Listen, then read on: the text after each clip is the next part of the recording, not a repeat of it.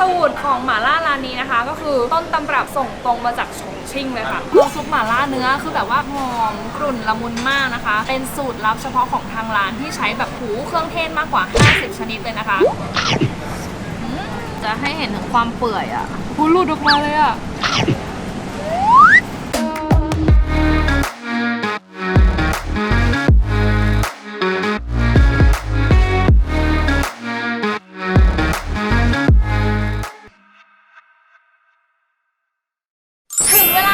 ความอร่อยกันแล้วค่ะสายหม่าล่าสายหม้อไฟสายชาบูมารวมตัวกันตรงนี้เลยอย่างที่ทุกคนรู้นะคะฟ้าจะกินเผ็ดไม่ค่อยเก่งแต่เป็นอะไรไม่รู้คือแบบชอบกินหม่าล่ามากๆแล้วคือแบบว่าไปทั่วสารทิศไปชิมมาหลายร้านมากๆนะคะแล้วก็มาเจอกับร้านที่อร่อยสุดๆในใจของฟ้าแล้วนะคะและอันเนี้ยนะคะเป็นแบบของจริงเพราะว่าเจ้าของร้านนะคะเขาเป็นคนฉงชิ่งจากประเทศจีนซึ่งแน่นอนว่าสูตรของหม่าล่าร้านนี้นะคะก็คือต้นตำรับส่งตรงมาจากฉงชิ่งเลยค่ะโอ้ยแค่ยืนอยู่หน้าร้านก็คือแบบกลิ่นมันเตะจมูกไม่ไหวแล้วเราไปดูข้างในกันค่ะ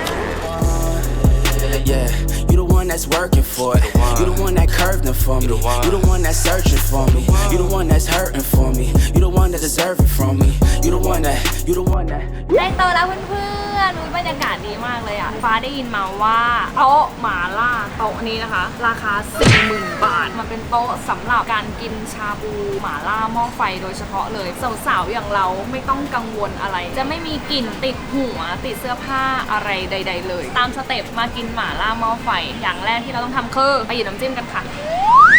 นี่ค่ะก็คือบาร์น้ำจิ้มนะคะซึ่งแบบอลังการมากมายหลายอย่างก็คือหลังจากที่มากินครั้งแรกอะค่ะที่เจ้าของร้านเขาก็แนะนำฟ้ามาว่าการที่จะกินหม่าล่าให้อร่อยแล้วก็แบบกินได้เรื่อยๆมันจะมีน้ำจิ้มสูตรเฉพาะของหม่าล่าซึ่งเขาสอนฟ้าปรุงก็คือตามนี้เลยค่ะจริงๆอะน้ำจิ้มที่เอาไว้กินกับหม่าล่าโดยเฉพาะเลยอะมันไม่มีอะไรมากเลยก็คือมีซูซิมิออยล์น้ำส้มสายชู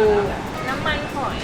กับกระเทียมแค่นี้ค่ะกินแบบเนี้ยแล้วก็กินกับหม่าล่ามันทำให้แบบว่าเฮ้ยมันไม่เลี่ยนหม่าล่าแล้วมันก็ทำให้เรากินได้เรื่อยๆไม่เผ็ดไม่ชาเท่าที่แบบเรากินกันปกติอะค่ะแต่ว่าฟ้าก็จะแบบมีความโลภนิดนึงฟ้าก็มีความชอบน้ำจิ้มที่ตัวเองปรุงเป็นปกติอยู่แล้วจะเป็นพวกแบบว่าซอสถั่วซอสอะไรอย่างเงี้ยอย่าฟ้าขออีกถ้วยนึง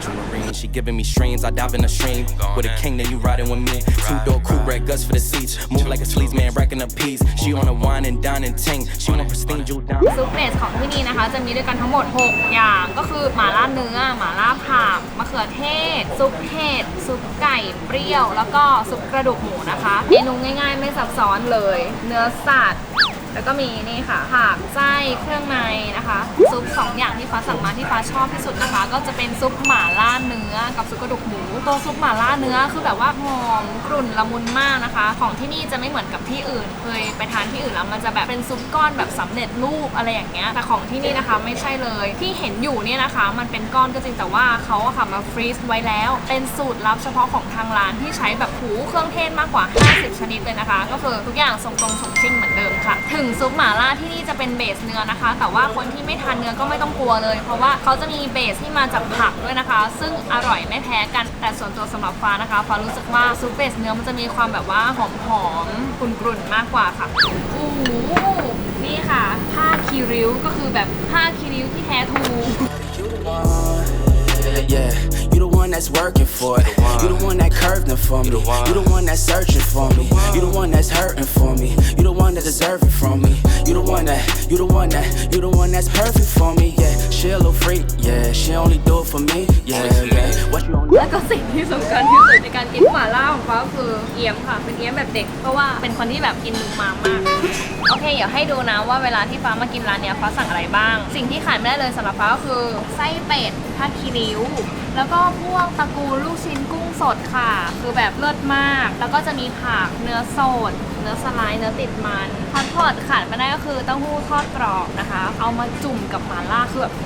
ที่สุดอันเนี้ยไม่เคยกินที่ไหนมาก่อนเลยอ่ะอร่อยมากมันเป็นมันฝรั่งสดเนี่ยแหละค่ะแล้วเขามาฝานเป็นเล็กๆเป็นเส้นนะคะซึ่งตอนกินก็แบบว่าอุ๊ยมันแบบว่าน้ำซุปอะชุ่มฉ่ำมากเข้ากับเส้นกับกรอบอร่อยขอย้ายมามุมนี้เพราะว่าเราสั่งของแบบว่าเต็มโต๊ะหมดเลยนะคะมุมนี้จะเป็นแบบว่าพวกเมนูของตุ๋นคากิไข่นกกระทาพวกเท้าไก่อะไรเงี้ยคือแบบว่ามันหาที่ไหนเหมือนไม่ได้เลยคือมันแบบมีรสชาติแบบคือเรากินเรารู้เลยว่ามันจะออกแบบว่าหอม มสมุนไพรแบบว่าอารมณ์ตุ๋นยาจีนแล้วก็ที่สำคัญมันเปื่อยมากๆปกติเวลาเราไปกินแบบพวกหม้อไฟเราจะใส่ทุกอย่างรวมกันหมดเลยแต่นั่นคือวิธีที่แกผิดค่ะเพราะว่าพี่ๆที่นี่นะคะสอนฟ้ากินแบบว่าอย่างที่คนต้นตำรับเขากินกันอ่ะก็คือเขาบอกว่าให้ใส่พวกเนื้อสัตว์ลงไปแต่ไม่ได้ใส่ลงไปทั้งหมดนะก็เหมือนให้เรากินแบบวิธีชาบูก็คือจุ่มเนื้อสัตว์ลงไป5 วิ15 วิแล้วแต่ว่าเนื้อไหนแบบว่าสุกช้าเร็วกว่ากันแต่ว่าผักเราจะกินตอนสุดท้ายเลยนะคะตอนนี้เราอย่าเพิ่งใส่ผักเลยแล้วก็ได้ยินพี่เขาเล่าให้ฟังว่าแบบต้นกำเนิดของมาล่าเกิดมาจากแบบว่าสมัยก่อนคนที่เขาไม่ค่อยมีอะไรเงี้ยเขาก็จะกินเครื่องในไส้เป็ดผ้าคิ้วอะไรเงี้ยกับซุปหม่าล่าไอตัวหม่าล่าเนี่ยมันสามารถแบบกลบกลิ่นคาวกลิ่นเครื่องในอะไรพวกเนี้ยได้ซึ่งนั่นก็เป็นต้นกำเนิดของหม่าล่ากรุบมากค่ะที่กับหม่าล่าโคตรเข้ากันเลยปกติพวกเครื่องในเขาก็ชอบกินกับหม่าล่าแต่ว่ามันก็แบบตัดใจจากซุปกระดูกหมูไม่ได้มันเพื่อความกลมกล่อมอย่างพวกแบบลูกชิ้น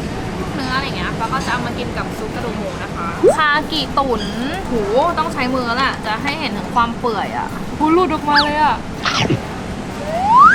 เริ่มแล้วมันเริ่มเต็มที่แล้วไม่ไหวแล้วค่ะหมายถึงตากล้องอะไม่ไหวแล้ว ตากล้องแบบคือน้ำลายไหลอึกมากฟ้าขอตัวไปกินแบบเต็มที่ก่อนนะคะลุยGiving me streams, I dive in the stream. With a king, then you riding with me. Two-door coupe, red guts for the seats. Move like a sleaze man, racking up peas. She on a wine and dine and ting. She want a pristine jewel diamond ring. I'm on a big man flex, no arm out. Hermes bracelet, bringing the charms out. She got a fresh blowout with the part out. This type shit make you eat your heart out. So eat it up. After this bill, I'ma beat it up. You was suited up, now you suited down. When that ass move around, yeah, it's heating up. My twin flame. I can't picture you with nobody else. That slim frame. Girl, you my Savannah, yeah, I'll be a King James. Let's get it. And you been down so long, we gon' buy nicknames. So get suited up like we courtside at the Knicks game. Yeah, you the one that's working for it. You the one that curved them for me. You the one that's searching for me. You the one that's hurting for me. You the one that deserve it from me. You the one that's perfect for me. จริงๆขนมหวานของเรานะคะถ้าทานของที่กินเขาทานกันเขาจะทานคู่กับหม่าล่าเลยเมื่อเราเผ็ดแล้วก็ทานขนมหวานดับได้เลย แล้วก็กลับไปทานหม่าล่าต่อ ใช่ซึ่งมันได้ผลจริงๆมันดับร้อนดับเผ็ดได้จริงค่ะ แล้วก็กินได้ต่อด้วย ใช่แล้วมันก็จะเจริญอาหาร พิมพ์ได้เยอะขึ้นนั่นเอง ใช่ ขอบคุณ ค่ะ ค่ะอันนี้คือปิ้งเฟิร์นแล้วก็ทั่งหยวนนะคะปิ้งเฟิร์นจะเป็นนี่คริสตัลเจลลี่ละมุนแบบนี้ค่ะแล้วก็ส่วนทั่งหยวนจะเป็นบัวลอยฉงชิ่งเย็นแบบดั้งเดิมแบบ traditional เลยนะคะทางร้านทำเองนะคะเรามากินดับร้อนดับความเผ็ดจากหม่าล่ากันแล้วเดี๋ยวเรากลับกินหม่าล่าต่อ